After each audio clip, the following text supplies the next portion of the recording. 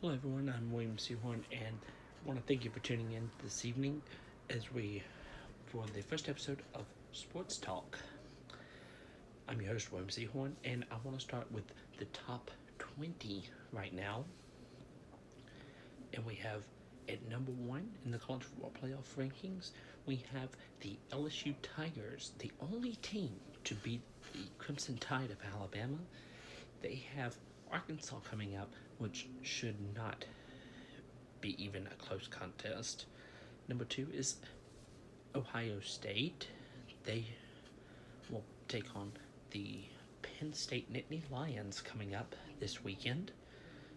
Number 3 is Clemson. They have a bye week before they play South Carolina.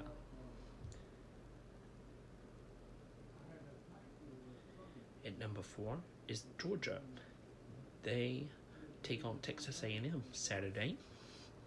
At number 5, looking into the playoff picture, is the Crimson Tide of Alabama. They have one loss to what is now the number 1 team in the nation, and that was a very hard-fought game. And we'll have a little bit more stories coming up on Alabama here in just a little bit. Number 6 is Oregon. And Alabama host Western Carolina this weekend. Number 6, Oregon. They take on Arizona State. Number 7 is Utah. They take on Arizona. Number 8 is Penn State, and as I mentioned earlier, they take on Ohio State. 9 is Jalen Hurts and the Oklahoma Sooners. They take on TCU this weekend. Number 10, rounding out the top 10, is Minnesota. They will take on Northwestern this weekend. Number 11 is Florida. They have a week off. They will play Florida State next week. Number 12 is Wisconsin. They will take on Purdue. Number 13, Michigan. They take on Indiana this weekend. Number 14, Baylor. They will take on Texas. Number 15 is Auburn, and they will host Samford this Saturday at 11 a.m. in Jordan-Hare Stadium. And that one should also be a blowout win.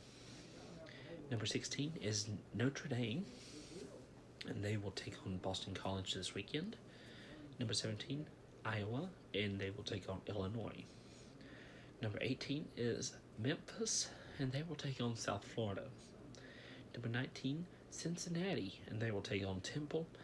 Number 20, and rounding out the top 20, is Boise State, and they will take on Utah State this weekend. So there's your top 20, and I don't see much. I think the best fluctuation will probably be the Ohio State, Penn State. One of those teams is going to drop, and I'm leaning towards the fact that Penn State was probably going to drop out of I'm thinking Penn State will be lucky if they can stay in the top 10 after this weekend. And Georgia is a game the game I'm going to be looking forward to this weekend is probably the Georgia-Texas A&M, because that has huge playoff implications.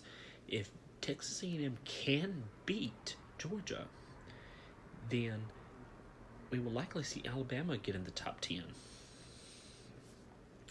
The top 4, and Georgia drop out. If any of those top 4 teams, it's going to take a top 4. It's going to take a top 4 loss for anybody to even have a shot at Alabama getting in. And so Saturday, during the Mississippi, with about 3 minutes left in the first half of Mississippi State, Tua Tagovailoa went down with a major injury. Initially, the thought was that he had hurt his ankle again. Come to find out, he had suffered a hip. He dislocated his hip, and he is likely, unfortunately for the Alabama fans and the nation, Tua Tagovailoa is done for the season with a dislocated hip and I believe there was even a fracture in the hip. He underwent surgery Monday and is doing well and is recovering. And the question is, will he stay with Bama or will he choose to go pro? I'm thinking his best bet is going to be stay at Bama for another year and wait on going pro. But at the same time, I could understand why he would want to go pro as soon as possible. But due to that injury, we will get to see Mac Jones step up to the plate. And honestly, sure, he may be second string, but just about any other college out there would probably be starting him. I mean, he is good enough to be a starter. If it wasn't for Tua's so successful in critical times, Mac Jones would probably be the starter, in all honesty. So as we look ahead to the bowl, we know the SEC championship in Atlanta will be the LSU versus Georgia. That is set in stone now. Now, even if one of those teams loses now, that game has been decided.